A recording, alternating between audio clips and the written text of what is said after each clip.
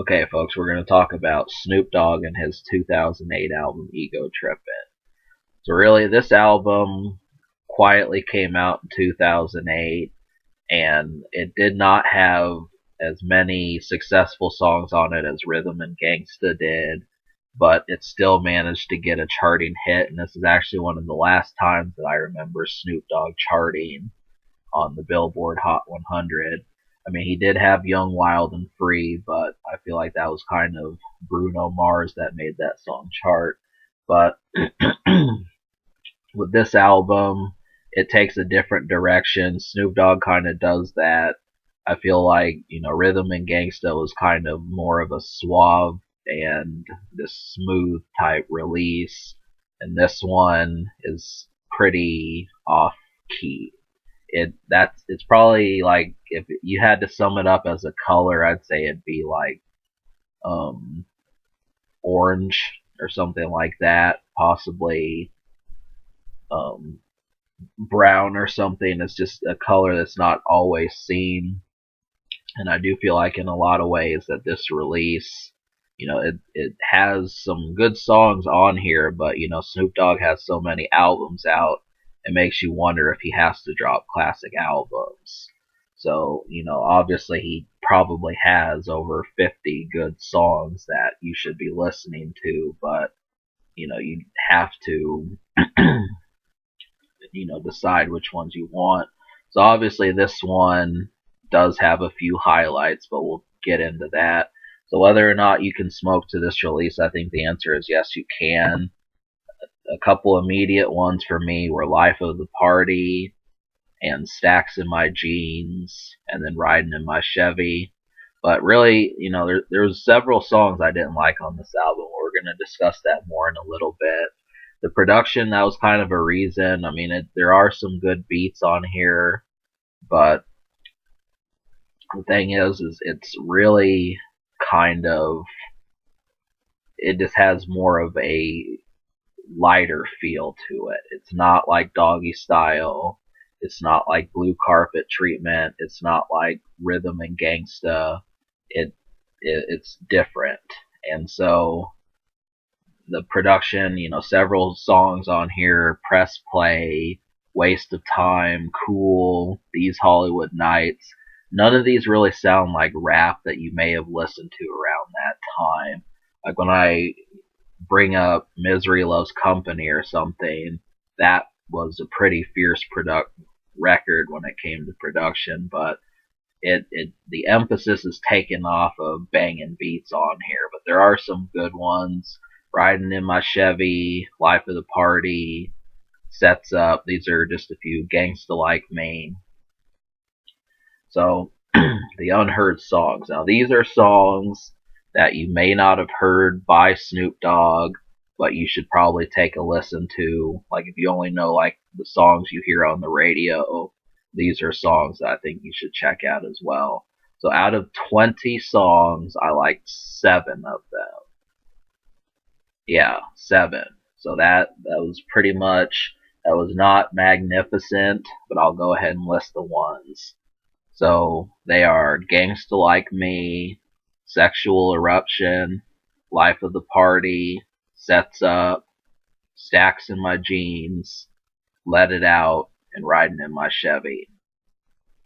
All of these have a pretty good emphasis on a record that Snoop Dogg could pretty much make if he were to take a similar format to Eminem or Tech Nine, or possibly Exhibit.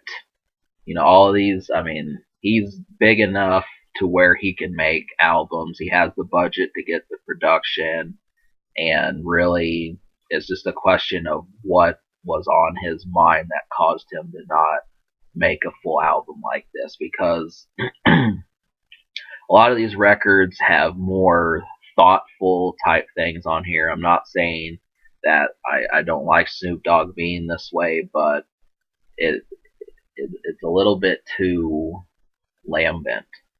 That, really, it feels like a cat without its claws, which is just strange.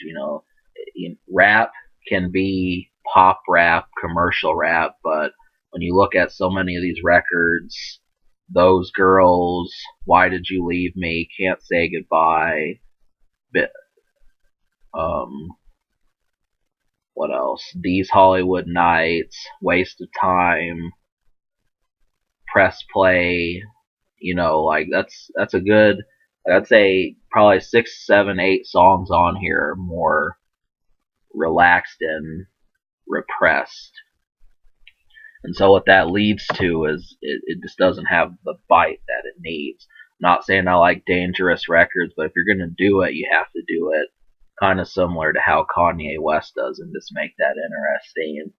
But I knew why the format was like this is because I had a double XL magazine where he talked about the way he wanted to do this project, so it makes sense. But just the thing is that there's not a lot that can be done.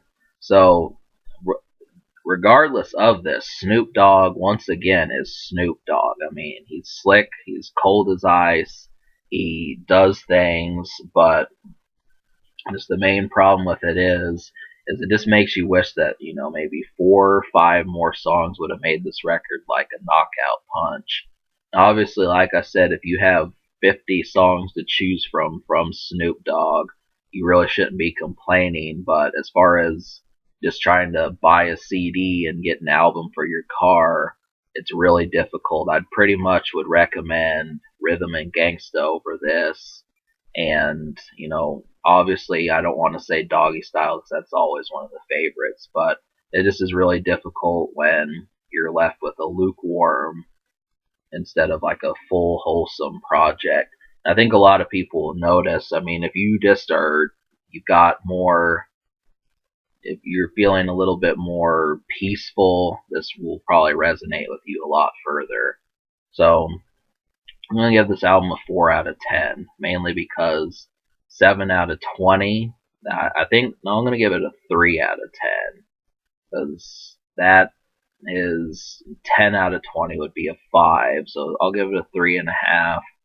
And the future, Snoop has dropped Bush back in 2015, so look at that. We'll see what he's going to do. The social score, I'll give it a 4.5 social, just because it did have a hit, but it didn't have many. So, 1 or 2 hits per CD is not nearly enough. Especially, this coming and going like that.